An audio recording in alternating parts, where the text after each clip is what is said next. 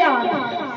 अर्जुन ने भगवान से पूछा, मित्र ये सामने से क्या आ रहा है, ये बताओ। भगवान ने कहा, तुम्हें बता रही, ये अश्वत्थामा ने अपने प्राणों की रक्षा करने के लिए ब्रह्मास्त्र का प्रयोग किया है तुम पर, ताकि तुम पकड़ न पाओ। जैसे ये कहा, अब क्या होना चाहिए?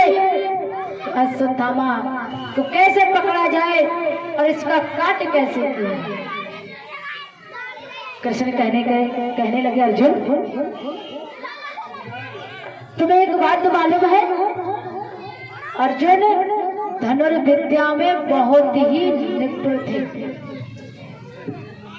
एक बात और बताएं, जितना ज्ञान अर्जुन के पास था उतना ज्ञान अश्वत्थामा के पास नहीं था। अश्वत्थामा अस्त्र को चलाना तो जानता था, ब्रह्मास्त्र को, लेकिन वापस लेना नहीं जानता। उसी समय भगवान ने कहा, तुम तो चलाना भी जानते हो, वापस करना भी जानते हो, तो भी ब्रह्मास्त्र का प्रयोग करो। लोहा को लोहा ही तो काटेगा भाई, अगर किसी का काट चाहो तो लोहा को लोहा ही काटेगा। इसलिए तुम भी ब्रह्मास्त्र का प्रयोग करो। उसी समय अर्जुन ने ब्रह्मास्त्र का प्रयोग किया। वो दोनों अस्त्र आपस में टकराए और टकराए, वैसे ही अर्जुन ने दोनों बाणों को वापस ले लिया। बोले राधे राधे। हाथ उठे आधे आधे, पूरे पूरे उठाओ, छोटे छोटे उठाया तो क्या फायदा। इधर श्री सूत जी महाराज कहने लगे कि हे सौनकांतिक ऋषियों, उसी समय आज झपट करके रथ से उतर के अश्वत्थामा को पकड़ लिया। और जैसे ही अश्वत्थामा को पकड़ा परीक्षित महाराज, तो भगवान परीक्षा लेने लगे। अब परीक्षा कौन सी ली? ये कहा, इसने एक पुत्र को नहीं, दो को नहीं, 5 पुत्रों को मारा है। ऐसा करो, इसे मार क्यों नहीं देते? अर्जुन कहने लगे, नहीं, मैं वचनबद्ध हूं, मैं वचन से पीछे नहीं हटूंगा। जो मैंने वचन दे दिया वो दे दिया। मुंह से निकली बात और बंदूक से निकली गोली वापस नहीं आती है, इसलिए जो कह दिया वो कह दिया। उसी समय आज उसे रथ से बांधा। और कैसे? और बेचारा रथ से बंधा हुआ और नीचे सिर दिए जा रहा है।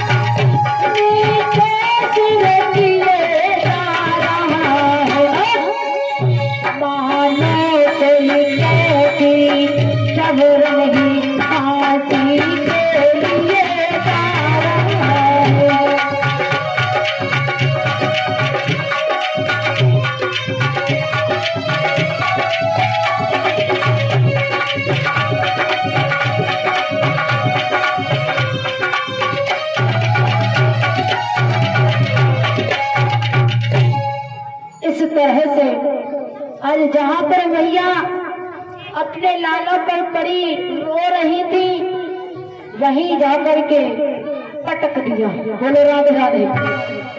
और जैसे ही पटका और द्रौपदी ने देखा, और ऐसा देखा, क्या देखा, और एकदम से देखते ही देखते न कुछ सोचा और न समझा। जिसने 5 पुत्रों का वध किया, आज द्रौपदी कहने लगी मोक्षताम मोक्षताम मोक्षताम मोक्षताम, अर्थात इसे छोड़ दो, इसे छोड़ दो, इसे छोड़ दो। जैसे ये कहा इसे छोड़ दो, भीम बड़े चक्कर में पड़ गए। देखो 5 पुत्रों को मारा और जो तो कह रही है छोड़ दो, मोक्षताम मोक्षताम। आज प्राणों की भीख अपने 5 पतियों से मांगने लगी। क्यों? क्योंकि वो जो पुत्र थे, जो अश्वत्थामा जो थे, उनके गुरु द्रोणाचार्य के पुत्र थे। इनकी गुरुमाता का नाम था कृपी। उन्होंने कहा हमारे गुरु तो संसार छोड़ के जा चुके हैं, हमारी गुरुमाता अपने बेटे के सहारे रह रही है। अगर इसे मैंने मरवा दिया तो सबसे पहले तो गुरुपुत्र है, गुरुपुत्र सबसे बड़ा गुरु होता है, और मैंने मरवा दिया तो सबसे बड़ा पाप कमा लेंगे। मैं ऐसा हरगिज नहीं कर सकते। उसी समय आज भीख मांगने लगी अपने 5 पतियों से। और बले थारी देवते ब्राह्मण पर, और अभी क्या हथियार उठाते हैं।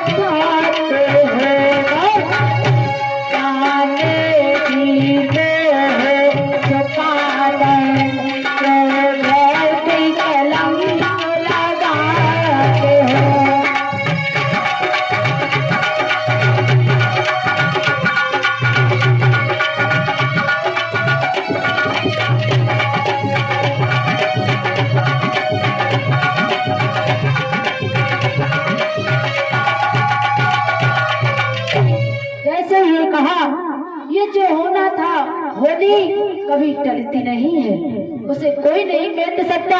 ये तो मेरी किस्मत में लिखा है। और आज रो करके अपने 5 पतियों से उस ब्राह्मण की जान बचाने के लिए और कहने लगी है, मोहन माधवी लो इसी समय, मोहन माधवी लो इसी समय, मैं अपना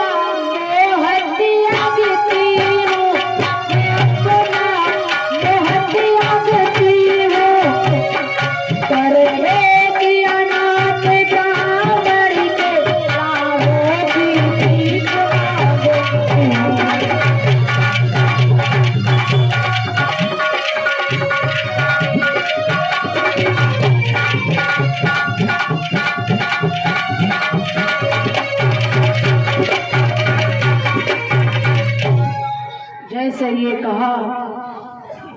अब तो बड़ी बात दुविधा में हो गया। युधिष्ठिर, भीम, नकुल, सहदेव ये सब विचार करने लगे। देखो 5 पुत्र मारे, प्राणों की भीख मांग रही। भीम बहुत खरे थे, उन्होंने कहा नहीं,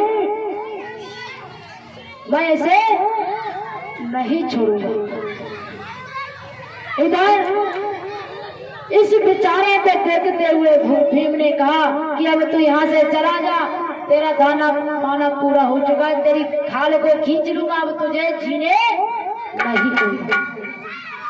उसी समय भगवान ने आज दूसरी परीक्षा ली है अर्जुन की। क्या कहा? इधर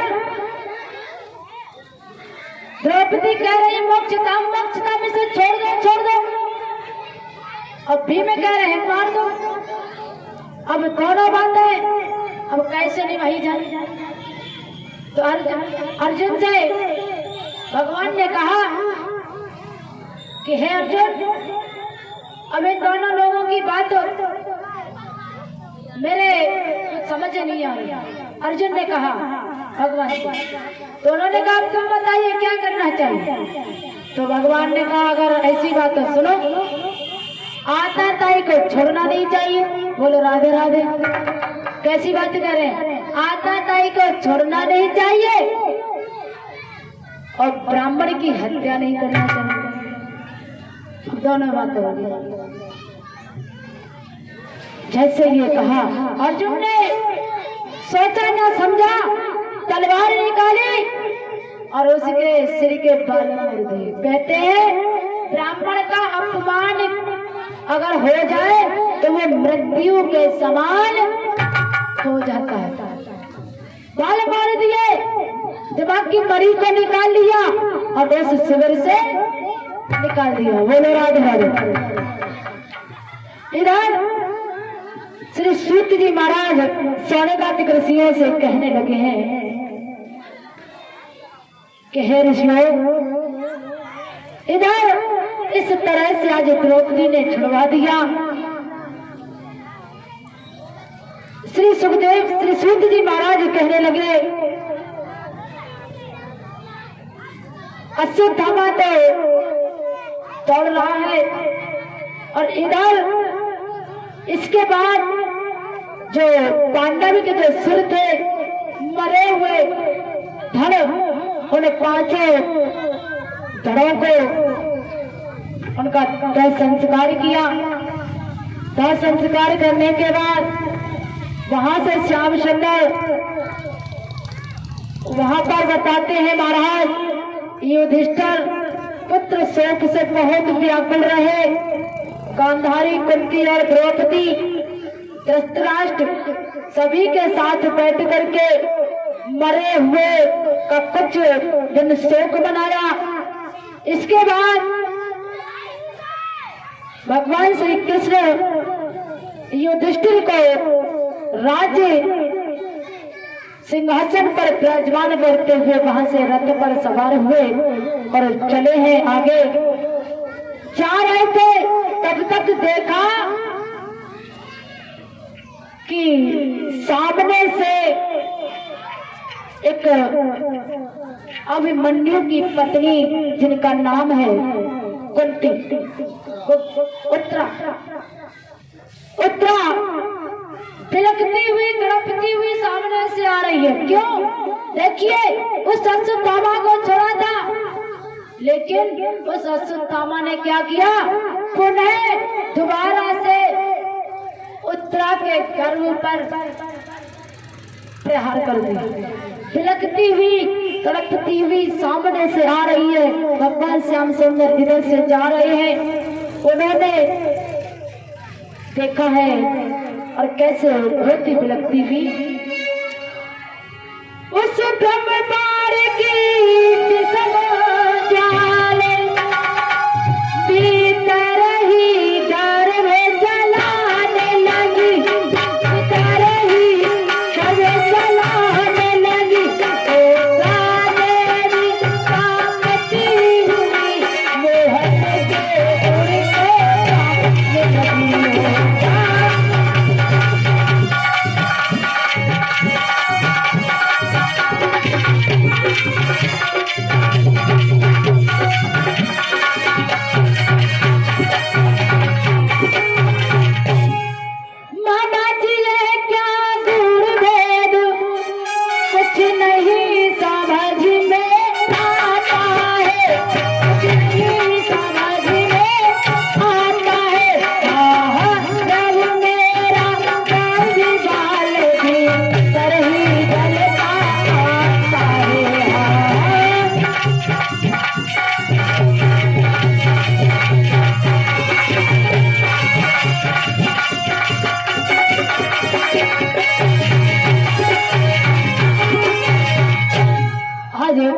करके कहने लगी है, मेरे भले ही प्राण चले जाए, लेकिन मेरे बेटे की जो गर्भ में बच्चा पल रहा है, इस बच्चे की रक्षा करो, रक्षा करो, रक्षा करो।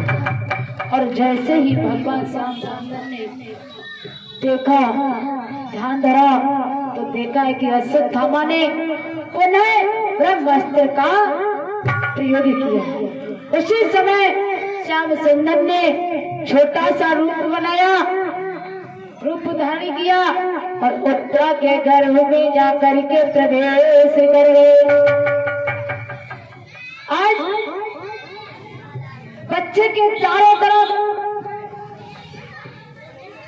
हो गए ताकि उस पर कोई आज न आने पाए। जिस प्रकार से आपने देखा होगा जब सर्दियों में कोहरा कटता है तो सूर्य की किरण जैसे ही जैसे फैलती आती है वैसे ही कोहरा दूर हट जाता है। इसी प्रकार से उस ब्रह्मास्त्र के आगे भगवान की शक्ति इतनी अटल है, इतनी प्रबल है जो उसके सामने कोई भी अस्त्र और शस्त्र टिक नहीं रहा। इधर समय अपनी गति से गुजरता गया। समय आने पर उत्तरा ने एक पुत्र को जन्म दिया। इस प्रकार से श्याम सुंदर ने जब रक्षा की तो उत्तरा ने एक पुत्र को जन्म दिया। जब नामकरण संस्कार करवाया तो उसके उस बच्चे का नाम पड़ा परीक्षित। परीक्षित महाराज की राधे रानी की परीक्षित को जन्म हुआ तो नहीं कुछ गाइए ले। परीक्षित का जन्म है, राजा बनेंगे तेरे जन्म सुना दे।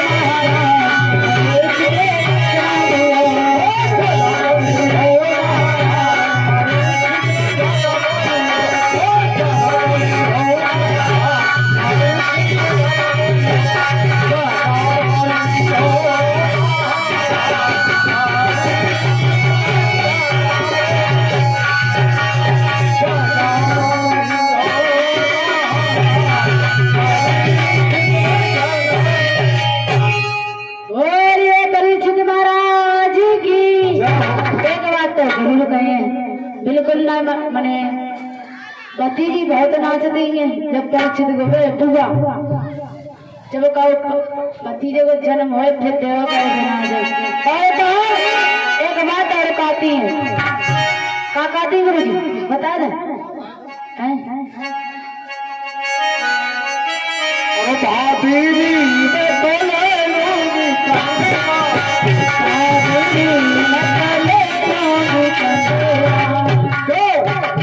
जब बच्चे का जन्म होता है तो सबसे बड़ी खुशी बुआ को होती है बुआ और आई और गाय कहने लगी अरे भाभी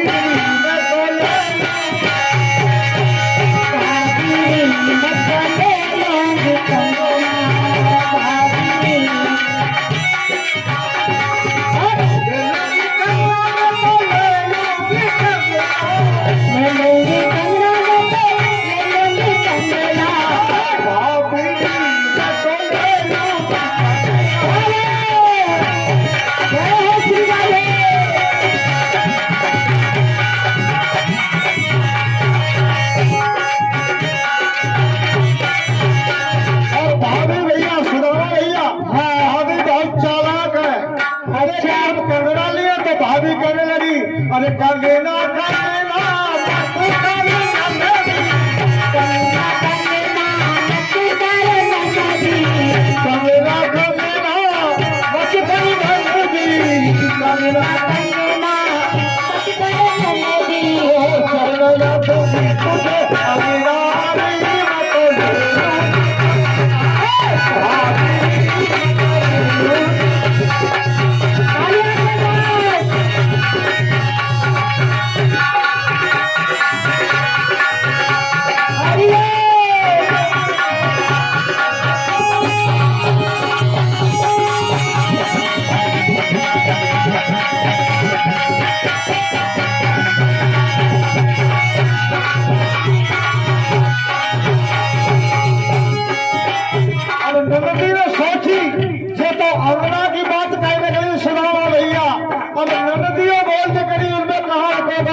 अरे आगे ना आगे ना मत करे भागी आगे ना आगे ना मत करे भागी आगे ना आगे ना मत करे भागी आगे ना आगे ना मत करे भागी मैं ना दूंगी तुझे लाले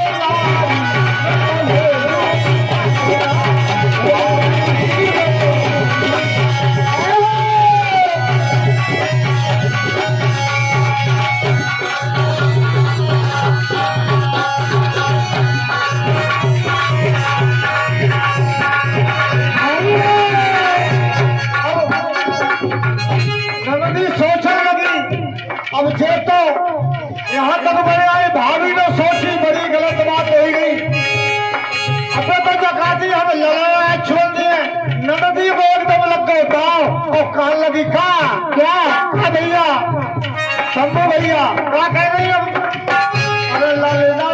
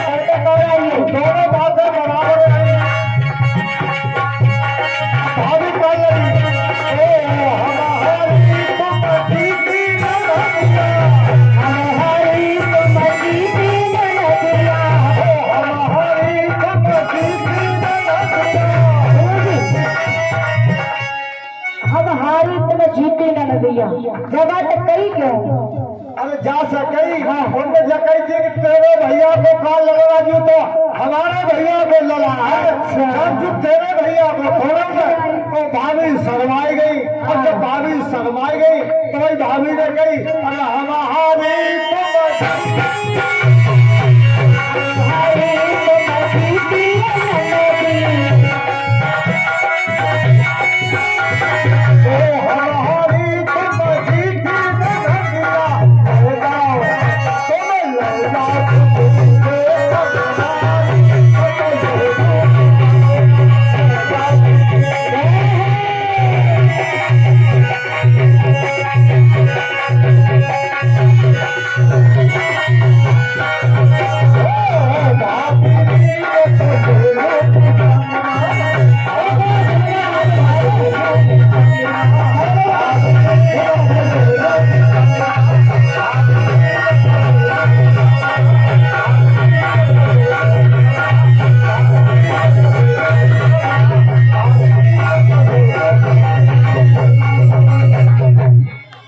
बात बता कि किस्मत जब टेंटे के पीछे ताजा जब जब कोई संकीर्तन हुआ करे तो किस्मत को मत साथ छोड़ो, किस्मत को बनाए रखो।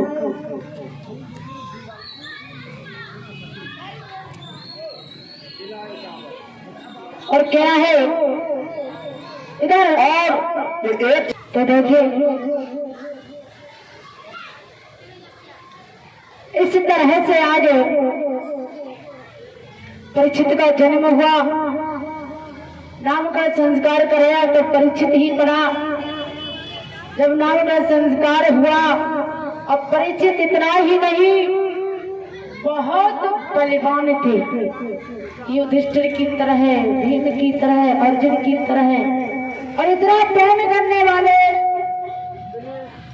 गुरुदेव के अंदर जिस प्रकार से राम और भरत में प्यार था। इसमें सूत जी महाराज सुना रहे हैं आज सौनकादिवासियों को, इतना प्यार करने वाले थे। लेकिन एक बात और बताएं, उनकी मृत्यु अच्छी नहीं थी। जैसे ये कहा है तो पहले तो दुख हुआ, फिर सोचा कि जिसकी किस्मत में जो होगा वही होता है। इधर श्री सूत जी महाराज कहने लगे, युधिष्ठिर को राजा बना करके सभी भाई खुश हुए, यज्ञ कराया। इसके बाद भगवान श्याम सुंदर द्वारिका के लिए चले गए। और ये द्वारिकाधीश महाराज की जय हो। इधर इस प्रकार से परीक्षित महाराज का जन्म हुआ। समय अपनी गति से गुजरता गया। एक बार की बात है, जब परीक्षित महाराज बड़े हो गए और उनकी शादी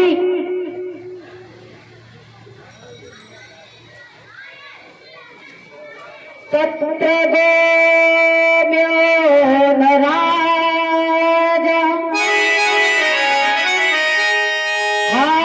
हन्य मानवनाथ समाचार सुनम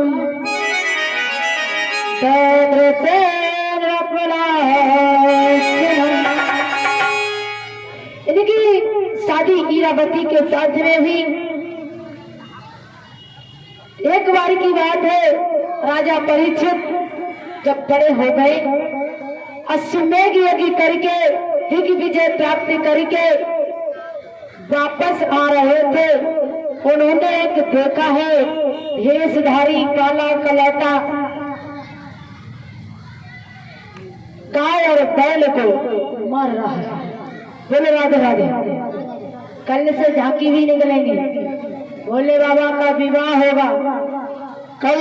हाँ, भोले बाबा का विवाह झांकी के माध्यम से होगा। आप सभी को झांकी भी दिखाई जाएगी। कल भोले बाबा का विवाह झांकी के माध्यम से होगा। तो बताते हैं श्री सूत जी महाराज की हे सौनकादिक ऋषियों, काला कलूटा भेषधारी गाय और बैल को मार रहा है। राजा परीक्षित ने देखा, पास में पहुंचे और जा रहे थे और वो भाग रही थी। कांपती हापती थर्राती